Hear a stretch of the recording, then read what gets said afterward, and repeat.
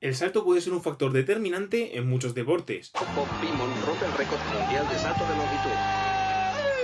desde un remate en fútbol en los últimos minutos de un partido que pueda decidir el resultado del mismo, hasta una salida en natación que te otorgue una ventaja difícil de remontar por parte de todos tus rivales, sobre todo en pruebas de corta duración. Pero es que además el hecho de tener un buen salto también puede indicar que tengas una muy buena transferencia hacia otras capacidades físicas, como es el sprint. Ahora bien, tanto si queremos empezar a entrenar el salto como si queremos mejorarlo, ¿qué es lo que necesitamos o cómo debemos de trabajarlo? Pues en primer lugar es esencial tener una muy buena base de fuerza general, y más adelante entenderéis por qué remarco lo de general. Y es que estoy seguro de que más de uno estará pensando, claro, cuanto más peso levante sentadilla, por ejemplo, más alto seré capaz de saltar, y no van del todo por ahí los tiros. De hecho, me refiero más concretamente a las adaptaciones que genera este tipo de entrenamiento en todos los tejidos de tu cuerpo, ya que no solo los músculos se ven más grandes o más fuertes, sino que también tus ligamentos, cartílagos, tendones e incluso tus huesos son capaces de mejorar. Sobre todo estos últimos consideran una mejor densidad mineral ósea. Todas estas adaptaciones van a hacer que tengamos una menor probabilidad de lesionarnos o de sufrir molestias a los entrenamientos de salto y que por otro lado nos volvamos más resistentes a sufrir impactos de mayor intensidad. Porque sí, aunque no lo queramos, durante los entrenamientos de pliometría o de salto vamos a tener que sufrir una gran cantidad de impactos. En concreto podemos llegar a recibir un impacto de entre 3 y 5 veces nuestro peso corporal tras realizar un salto y contactar contra el suelo.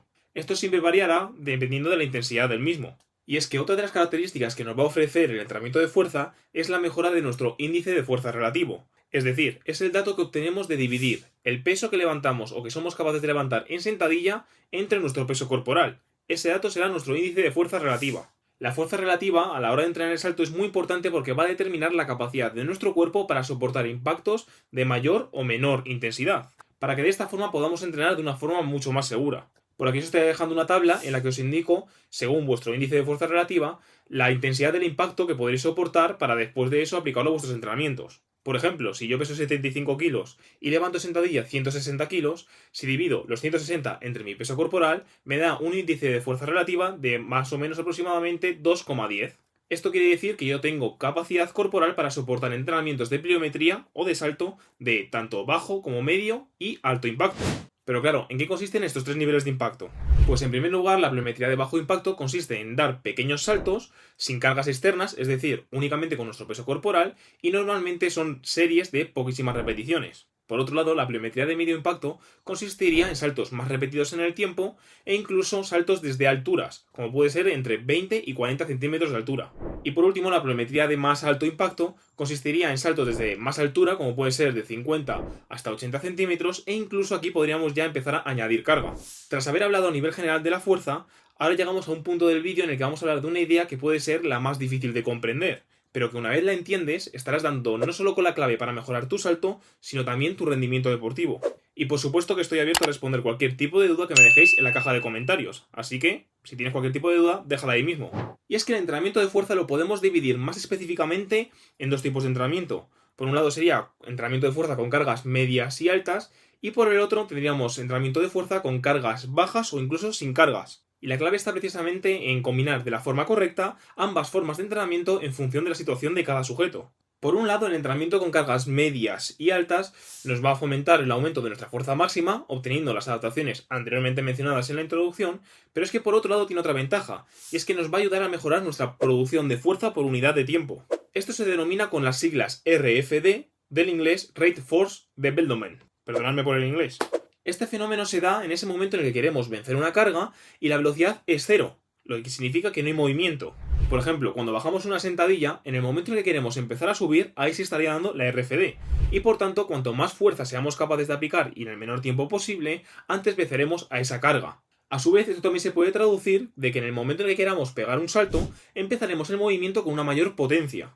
Ahora bien, para que este fenómeno se dé al máximo, es muy importante que pongamos la máxima intencionalidad, importante este concepto, a la hora de mover el peso que tengamos puestos lo más rápido posible. Esto se debe a que está muy relacionado con el sistema nervioso central, el cual se encarga de mandar la señal al músculo para que la contracción sea lo más rápido posible. En cuanto a las cargas que debemos de usar para este tipo de entrenamiento, rondan entre el 50 y el 100% de la repetición máxima, lo que conocemos como RM. Ahora bien, sí que es cierto de que a partir del 30% del RM sí que se empieza a dar. De hecho, algo curioso es que la RFD también se puede entrenar con cargas supramáximas, es decir, cargas que no somos capaces de mover, o por ejemplo isométricos, pero para ello, de nuevo, tiene que haber la máxima intencionalidad de aplicar la máxima fuerza posible ante esa carga que no podemos mover. Por otro lado, tenemos el segundo tipo de entrenamiento que consiste en cargas bajas o sin cargas incluso. Este tipo de entrenamiento se va a centrar más en la explosividad muscular, que no solo consiste en que la contracción muscular sea la más rápida posible, sino que el propio movimiento del cuerpo sea el más rápido posible. Si no, imaginaros que dais un salto realizando el movimiento lo más lento posible. No tendría ningún tipo de sentido porque no tendríamos ni la inercia ni el impulso suficiente para tratar de llegar lo más alto posible. Como conclusión, la clave está en intercalar estas dos formas de entrenamiento de la forma más correcta posible, en función de cada sujeto, como he dicho anteriormente. Ya que si abusamos por un lado de las cargas altas, sí, aunque tengamos una muy buena RFD o una muy buena producción de fuerza por unidad de tiempo, al ser cargas altas no somos capaces de moverlas rápido, por lo que la explosividad muscular y la velocidad del movimiento nos fallará. Y por otro lado, si abusamos de las cargas bajas o entrenamos directamente sin ellas, lo que sucederá es que por un lado sí, nos volveremos mucho más rápidos, pero no tendremos la RFD suficientemente desarrollada como para aplicar la máxima potencia posible en ese movimiento inicial del salto. Y digo de salto porque este vídeo va precisamente de cómo saltar más, pero esto se puede aplicar a cualquier tipo de movimiento deportivo, ya sea un sprint, cualquier tipo de cosa que os imaginéis, incluso el chutar el balón. Antes de hablar de los tipos de salto que podemos realizar, voy a explicar brevemente de cómo debe ser la técnica de aterrizaje para que por un lado evitemos lesiones y por otro lado que podáis vosotros también detectar vuestros propios errores. En primer lugar, si vemos el aterrizaje de forma lateral, observamos de que la primera zona de contacto con el suelo debería ser la punta de nuestros pies siguiendo por el talón para de esta forma generar una flexión dorsal de tobillo. Seguidamente se flexionan tanto nuestras rodillas como nuestras caderas, haciendo como una acción de muelle. Ahora bien, si vemos que bajamos mucho nuestro tronco o que requerimos de una excesiva amortiguación, eso puede ser un indicio de que necesitamos mucho más trabajo de fuerza. A su vez, si nos fijamos en una vista frontal de un aterrizaje, debemos de darnos cuenta de que nuestras rodillas deben de seguir la dirección de la punta de nuestros pies. Si vemos que nuestras piernas se abren demasiado, eso quiere decir que tenemos una debilidad de nuestros aductores, los músculos que juntan las piernas. Si por el contrario nuestras piernas se juntan demasiado hacia el centro, eso querrá decir que tengamos una debilidad en nuestros músculos abductores, los que separan las piernas. Os dejo tanto por aquí arriba una tarjeta como al final del vídeo una recomendación hacia un vídeo mío en el que hablo sobre estos errores y cómo corregirlos con ejercicios que explico de forma clara y entretenida. Y ahora sí, en esta última parte del vídeo vamos a hablar sobre los distintos tipos de saltos que podemos realizar. Cabe destacar de que he seleccionado los que son los más básicos, ya que si nos centramos en todos los tipos de saltos y junto con sus variaciones, sería un vídeo totalmente interminable.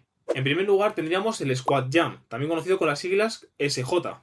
En él partimos de una posición flexionada, como puede ser de una media sentadilla, y tratamos de realizar el salto lo más alto posible desde esta posición.